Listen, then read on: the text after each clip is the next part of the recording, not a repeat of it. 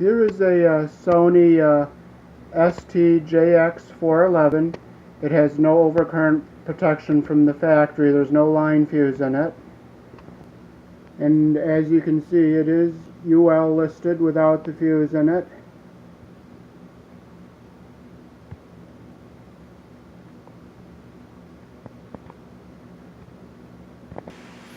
You can see the broken strands of wire there. I'm going to fix that from the factory. That's work from the factory. And as you can see, the power goes straight into the power transformer, and there is no protection of any kind on this circuit here. So if those rectifier diodes go bad in the secondary, it can short out the power transformer, and the power transformer can get hot, and it could start a fire in the house unless it blows the house fuse, and I'll show you the fuses. And here is your typical house fuse. See how big that filament is in there? And here is the half amp fuse we're going to be putting inside the unit. See how much smaller the filament is inside the fuse we're going to put inside the unit? It will burn the one out on the left before it burns the house fuse and causes damage to the power transformer and possibly start a fire. So I'm going to show you how to put this fuse in a stereo component. But consult an authorized service center before you do anything like this, because if it's done incorrectly, you can create a fire hazard and a shock hazard.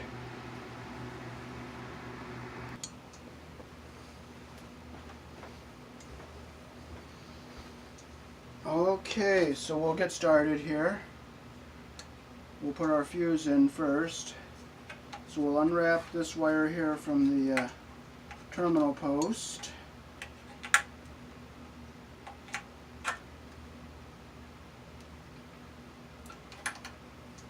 The switch is on the live side of the circuit.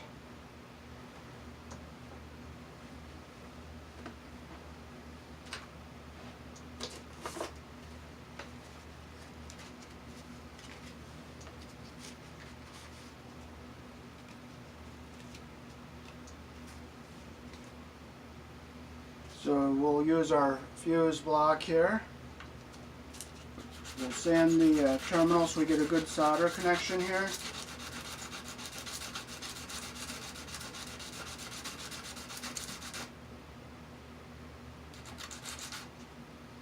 And we'll sand the other side.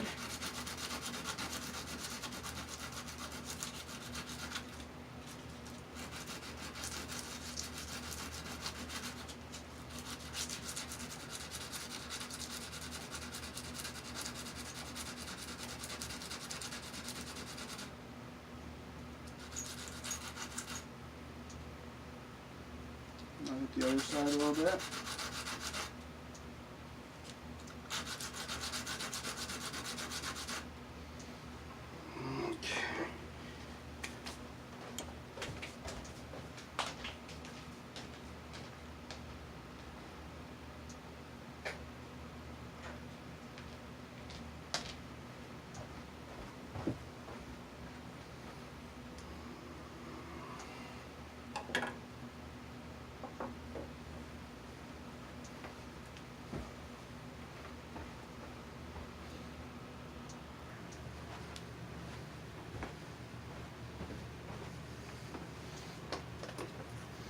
Okay, so we're going to use some rosin flux here and rosin core solder.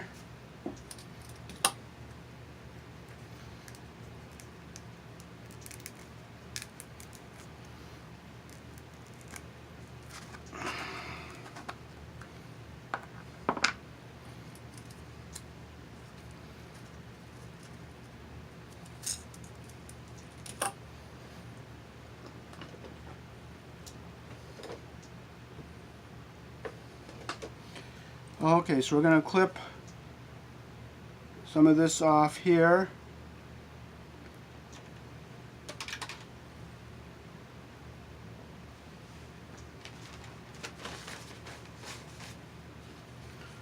We'll clean the tip of our iron.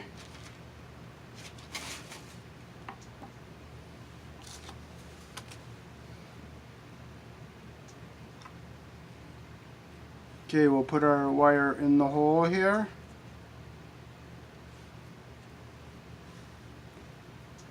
We'll take our pliers here, we'll bring it down, and we'll get some flux here and put it on.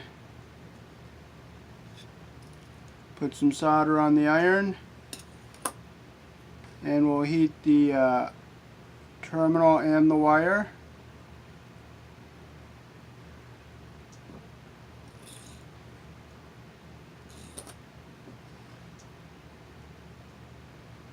Get a nice full solder joint there. I'll let that cool there a minute.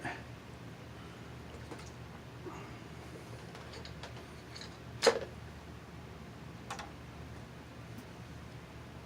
this one's going to go from over here to about over here.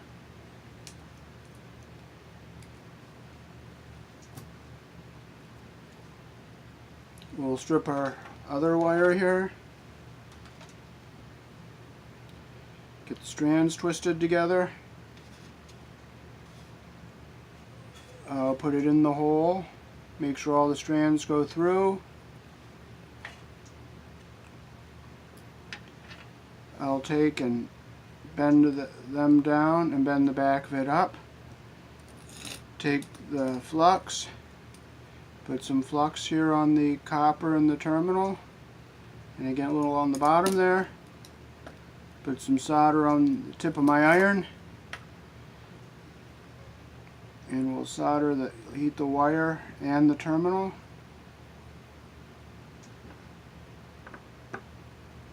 Boy, we got a real nice solder joint there.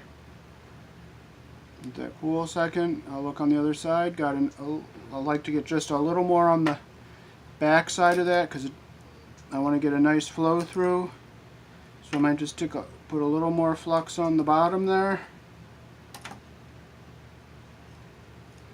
Just add a little more solder to the tip. And I'll heat it from the bottom. There we go.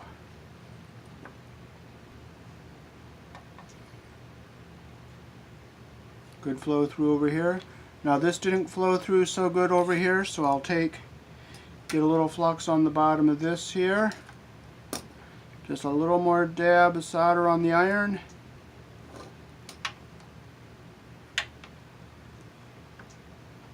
And I'll heat the bottom there.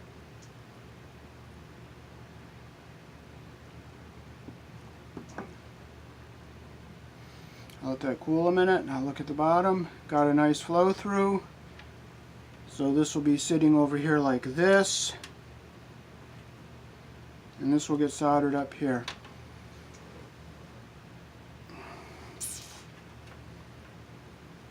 So I'll strip this.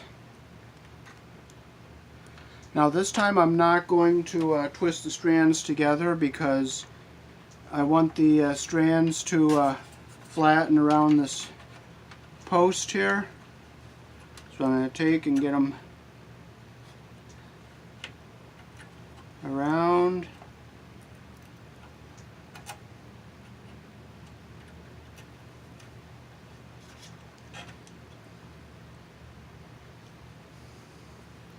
And I'll take the pliers, these pliers here, go around, get a nice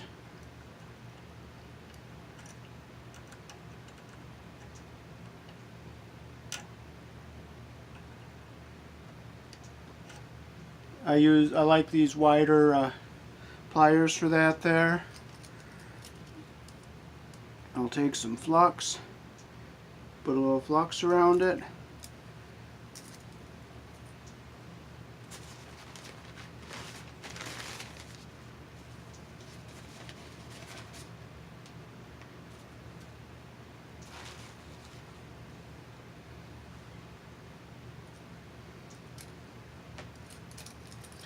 Okay, so I'll just put a little solder on my iron there. I'm going to heat this connection here.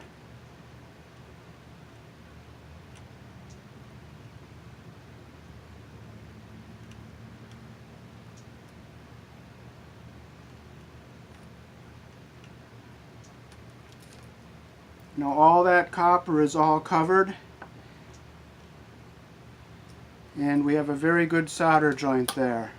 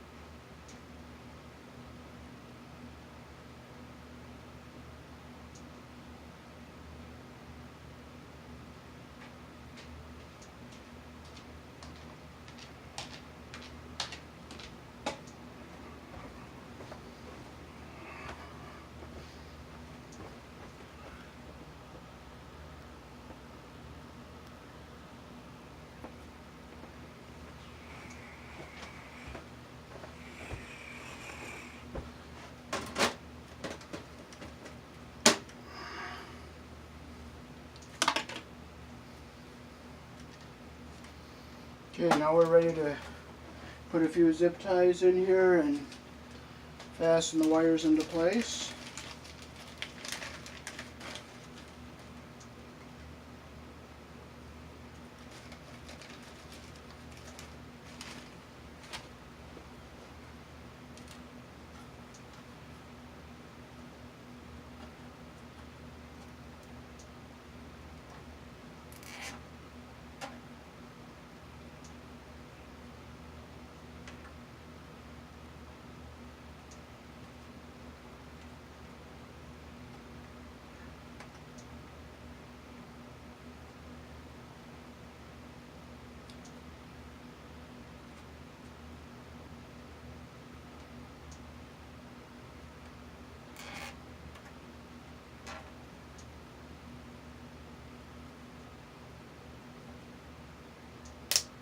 And we'll clip these little ends off here.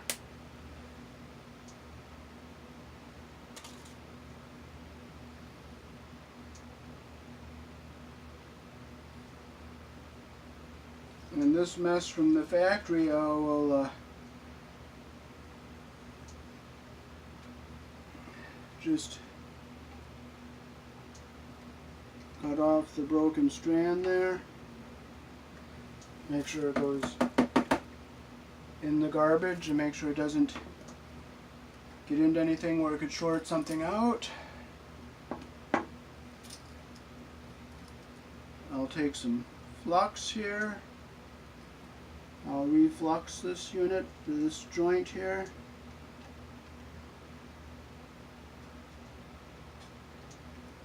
Now, same thing with this one over here, where they had a bad solder joint. I'll get some flux in there.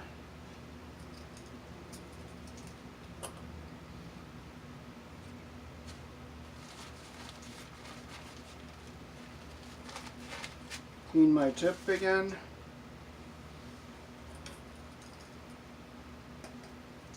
I'll get some solder on my iron, tin it a little bit.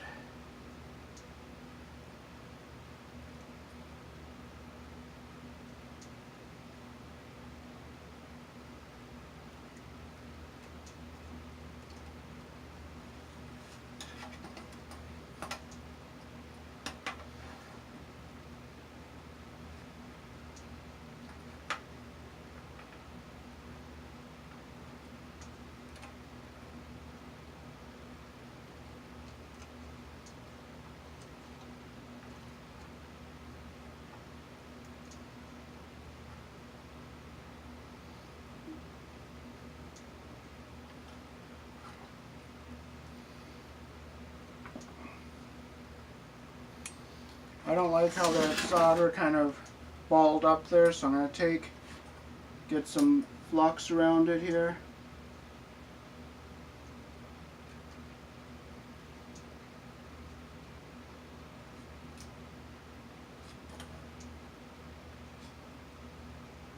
And I'll bring the solder up the post a little bit here.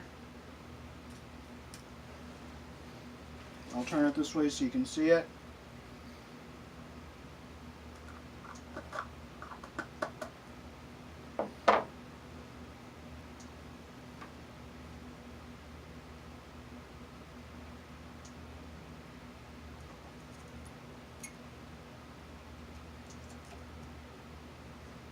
Yeah, that looks a lot better there.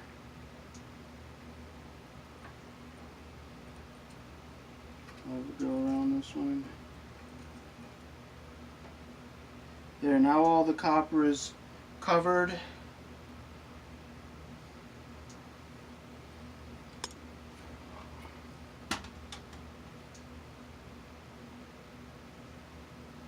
And now we can do the most important thing.